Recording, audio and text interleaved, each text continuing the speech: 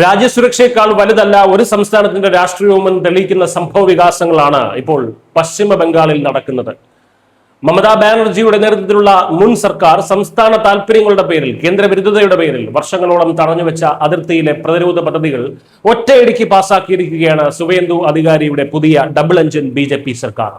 വ്യോമസേനയുടെ ഹസിമാര എയർഫോഴ്സ് സ്റ്റേഷന് 25 ഏക്കറും കലൈകുണ്ട എയർഫോഴ്സ് സ്റ്റേഷന് 37 acre ഭൂമിയുമാണ് double engine സർക്കാർ ഒറ്റയടിക്ക് അനുവദിച്ചു നൽകിയത്. കേന്ദ്രവിരുദ്ധ രാഷ്ട്രീയം കളിച്ച് രാജ്യത്തിന്റെ സുരക്ഷയെ അപകടത്തിലാക്കുന്ന പ്രാദേശിക പാർട്ടികൾക്ക് മുഖമടച്ചുള്ള ഒരു പ്രഹരമാണിത്.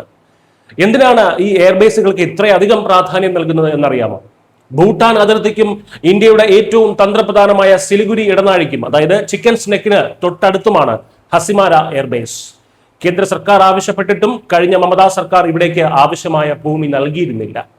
എന്നാൽ BJP സർക്കാർ വന്നതോടെ റഫാൽ യുദ്ധവിമാനങ്ങൾക്കും 400 കിലോമീറ്റർ അകലെയുള്ള ശത്രുക്കളെ തകർക്കാൻ ശേഷിയുള്ള S-400 മിസൈൽ സംവിധാനങ്ങൾക്കുമുള്ള സൗകര്യങ്ങൾ ഇവിടെ അതിവേഗം ഒരുങ്ങുകയാണ്.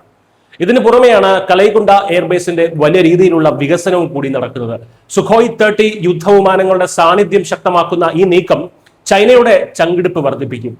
മുമ്പ് ദോക്ലാമിൽ ഉണ്ടായതുപോലെയുള്ള ചൈനീസ് കടന്നുകയറ്റ ശ്രമങ്ങളെ കിഴക്കൻ മേഖലയിൽ വെച്ച് തന്നെ പൂർണ്ണമായും പ്രതിരോധിക്കാനാണ് ഇന്ത്യ സജ്ജമാകുന്നത്.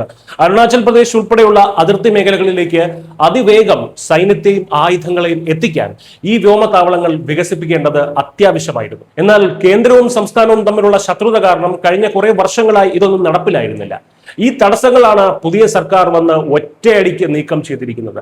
ചൈനീസ് അതിർത്തിയിൽ ഇനി ഇന്ത്യൻ പ്രതിരോധത്തിന് യാതൊരു തടസ്സവും ഉണ്ടാകില്ല എന്ന ശക്തമായിട്ടുള്ള സന്ദേശമാണ് ഇതിലൂടെ നൽകുന്നത്.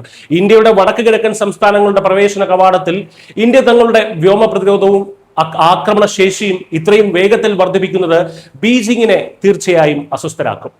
അതിർത്തി സംസ്ഥാനങ്ങളിൽ കേന്ദ്രവിരുദ്ധ രാഷ്ട്രീയം കളിക്കുന്നത് രാജ്യത്തിന്റെ പരമാധികാരത്തിന് തന്നെ ഭീഷണിയാണെന്നത് വ്യക്തമാക്കുന്നതാണ് മുൻകാല അനുഭവങ്ങൾ. എന്നാൽ ഇന്ന് രാജ്യവിരുദ്ധ രാഷ്ട്രീയത്തെ മറികടന്ന് ചൈനീസ് അതിർത്തിയിൽ ഇന്ത്യ തങ്ങളുടെ മേധാവിത്വം ശക്തമാക്കുന്നതിന്റെ വലിയൊരു ജിയോ പൊളിറ്റിക്കൽ വിജയമാണ് ബംഗാളിൽ നമ്മൾ കാണുന്നത്. News desk Malayalam.